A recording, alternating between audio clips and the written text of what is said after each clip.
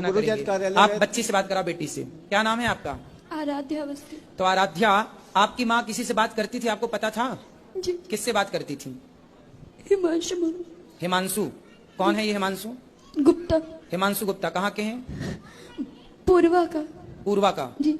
वो 2023 में किसी और को लेके भाग गए थे। अच्छा, तो फिर वो न्यूज पेपर में भी निकली थी, तो मतलब तभी से मम्मी ये टोना टोटका ज्यादा कराने लगी थी। बहुत गुस्सा आती थी। तो तभी आपकी माँ उस आदमी से मिली कैसे? कहाँ मिली? किस तरह से भेंट हुई? मामा के दोस्त थे। अच्छा, वो मामा के दोस्त, मतलब वो भी नानी पक्ष से ही थे सब कुछ। जी। तो वो फिर माँ से मिलने लग गए। तो वो घर भी आते थे कभी? हाँ, हमेशा आते थे। घर आते और थे? बहुत अच्छे से बोलते थे सब, मतलब जो खाने पीने का सामान सब लेके आते थे।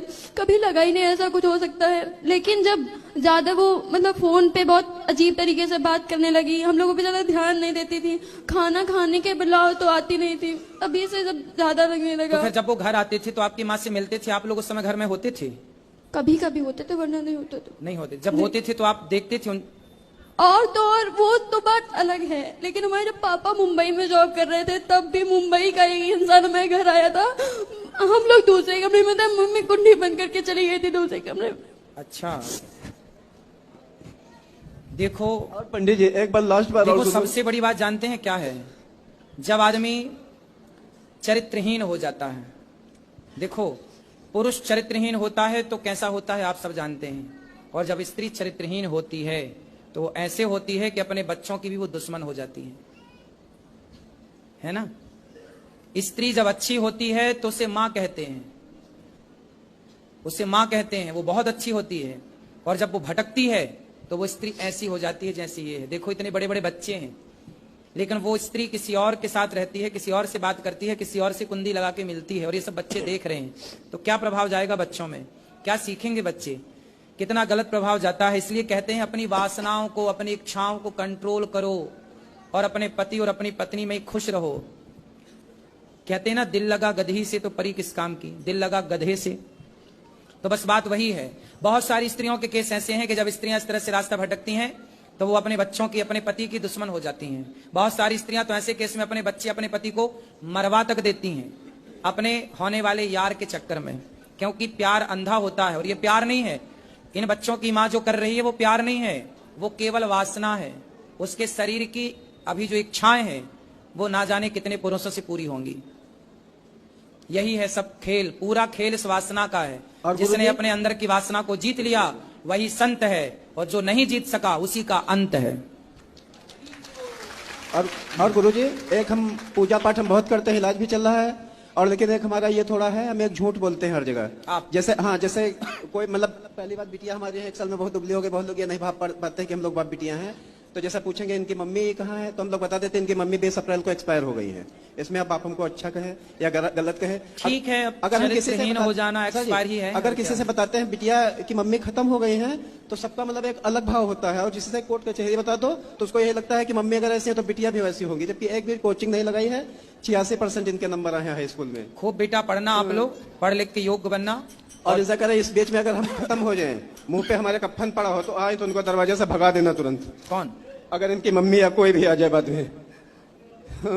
आप चाहते हैं कि वो ना आए? आपकी पत्नी आना चाहे तो आप स्वीकार करोगे? हम अगर नहीं स्वीकार करेंगे तो हमको मोदी जी स्वीकार करवाएंगे, क्योंकि अगर कोई औरत कहीं जाती है तो उसके लिए कोई कानून नहीं है ना। सही है, ये कोई कानून नहीं है।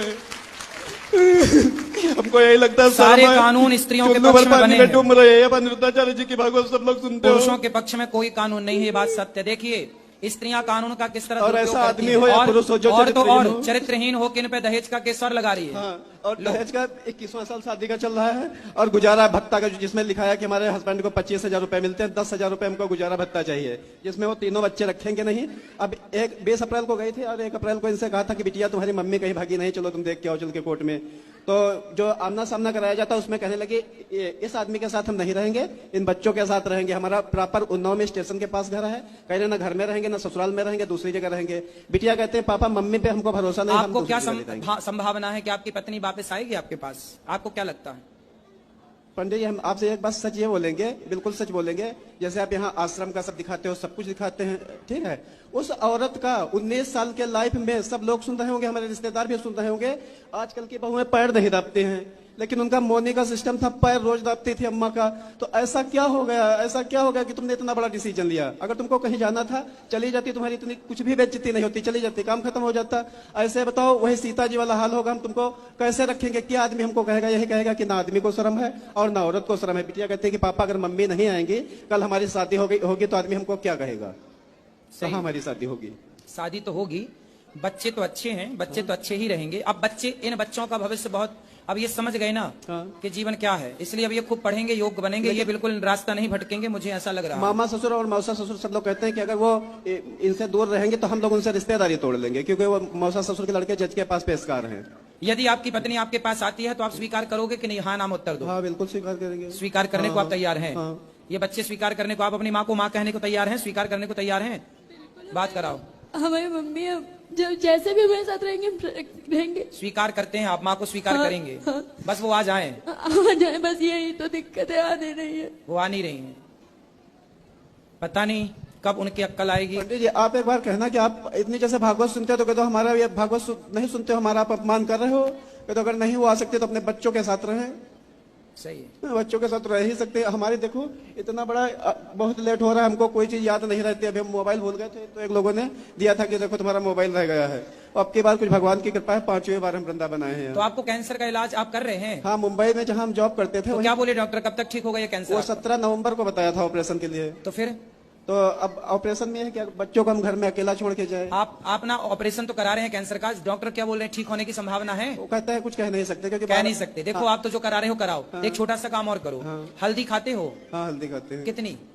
सब्जी में ही खाते हैं। सब्जी नहीं, अलग से 2 चम्मच, 2 चम्मच हल्दी फाँकना है। फाँकना मीन्स हल्दी पाउडर लेना है, खा के पानी पीना है।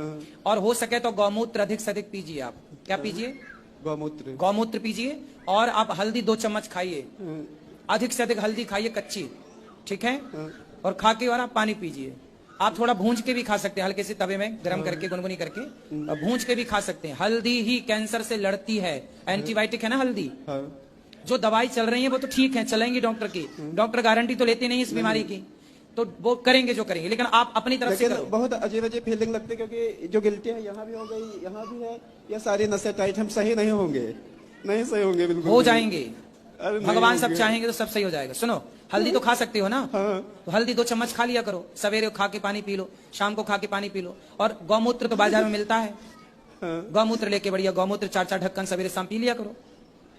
और गुरुजी एक बेटे को हमारे जरूर यहाँ रखिए गुरुकुल में। हाँ वो तो रख लेंगे, पर आप पहले स्वस्थ हो जाइए। हम तो ये चाहेंगे कि आप कैंसर से मुक्त हो जाए। भगवान आपको, पत्नी चली गई ये दुख तो है ही है, दूसरा दुख ये है कि कैंसर है। देखिए आदमी कहते हैं धीरज धर्म मित्र अरुणारी। अच्छा आपकी पत्नी को पता है कि आपको कैंसर है? हाँ। तो पत्नी के जाने के पहले से कैंसर था के बाद में हुआ? पहले से ही है। पहले से था। चौपाई है एक, धीरज धर्म मित्र अरुणारी आपतकाल परखिए चारी। धीरज मतलब धैर्य, धर्म मतलब धर्म, मित्र मतलब दोस्त मित्र, नारी मतलब पत्नी। इन चारों की परीक्षा विपत्ति के समय में होती है। जब हम अच्छे होते हैं, पैसा होता है, सब अच्छा, तब सब लोग साथ देते हैं। लेकिन जब समय बिगड़ता है, उस समय जो साथ दे, उनमें एक पत्नी भी होती है। यदि उस समय वो पत्नी साथ दे तो वो पत्नी ही पतिव्रता मानी जाती है। अब पति को देखो कैंसर है, पहला, बच्चे छोटे हैं, तीसरा वो खुद छोड़ के चली गई किसी और के चक्कर में। ये बड़ी विडंबना है। बेचारा पति करे तो करे क्या। और कानून सारे स्त्रियों के पक्ष में है, थोड़ा बहुत तो पुरुषों के पक्ष में हो। वरना याद रखना, एक सर्वे बोल रहा हूं मैं, एक सर्वे बता दूं, अभी अखबार में और न्यूज में खूब चल रहा सर्वे। आने वाले समय में स्त्रियां ही स्त्रियां होंगी, पुरुष नहीं होगा। पता है आपको? स्त्रियां ही स्त्रियां होंगी, पुरुष नहीं होगा। स्त्रियों के अत्याचार से पुरुष का सफाया हो चुका होगा, पुरुषों का। जो आप सब लोग बेटे के लिए रोती हो ना, ये इसकी माँ भी तो, इनकी माँ भी तो रोई होगी इनके लिए। लेकिन इन्हें भी परेशान करने वाला कौन है? इनकी स्त्री। और एक सर्वे बोल रहा हूं कि इस आने वाले समय में लड़कियां ही पैदा होंगी सबसे ज्यादा। लड़के पैदा होने आने वाले सैकड़ों सालों के बाद का इस सर्वे बोल रहा हूं, काफी लंबा टाइम लगेगा। लेकिन पुरुष कम पैदा होंगे, स्त्रियां ज्यादा पैदा होंगी। इसके कुछ और कारण हैं, शारीरिक कारण हैं। शारीरिक संरचना ऐसी बन रही है अब पुरुषों के अंदर, जिस तत्व से स्त्रियां बनती हैं वो तो है, पर जिससे पुरुष का निर्माण होता है, धीरे धीरे पूरे विश्व का एक सर्वे आया है कि वो चीज घटती चली जा रही है। जो पुरुषों के अंदर वो क्षमता है, वो अलग विषय है, विस्तार से मैं आपको अभी नहीं बता सकता। लेकिन बस सर जी लास्ट बार एक बात और कहेंगे जी, कि आपके यूट्यूब पर इतने लोग जुड़े हैं, बहुत लोग देखते हैं, हमको लगता है आप चिंता ना करिए, आपका ये दर्द पूरा देश देखेगा और मोदी जी भी देखेंगे। योगी जी भी देख रहे होंगे। हमको मोदी जी योगी जी से एक बात यह पूछनी है कि एक कुंवारी लड़की चली जाए किसी के साथ अलग चीज है, लेकिन एक शादीशुदा औरत 3-3 बच्चों को अगर छोड़ के जाएगी तो ये बच्चे आतंकवादी नहीं बन जाएंगे? कल को तुम कहते हो आतंकवाद सफा कर देंगे, कभी भी नहीं सफा कर दोगे। और मोदी जी योगी जी, अगर आपकी एक औलाद होती, बेटी होती, तो आपको औलाद का दर्द पता होता, आप कभी भी नहीं पता कर पाओगे। नहीं, इसमें देखिए योगी मोदी जी की गलती नहीं है, ये तो कानून पहले ही से बना है। उनमें उनकी क्या गलती है? कानून उन्होंने तो बनाया नहीं, संविधान तो उन्होंने लिखा नहीं है ना। इसलिए वो तो जो संविधान है उसके अकॉर्डिंग वो खुद चल रहे हैं, फॉलो कर रहे हैं उससे, इसलिए उनकी गलती नहीं है। हम किसी की गलती क्यों कहें? गलती देखो, बस आप अपनी जगह सही है, ये बात उनको बस यह है कि हम महिला, हमारी हर जगह सुनाई होगी, तो बिटिया कहती कि पापा हम क्या महिला नहीं, हमारी क्या नहीं सुनाई होगी। सही है, आपका ही पक्ष सही है। और देखिए कानून ना 26 जनवरी 1950 में लागू हो गया था हमारे देश गुरु में। जी, अब हम न बात करिए, वहाँ पूरा शरीर कांप रहा है। चलो आप बैठो, भगवान आपको सुखी और स्वस्थ रखें और आपका सारा कष्ट दूर हो। हाँ, राधे राधे। यहाँ दे दो।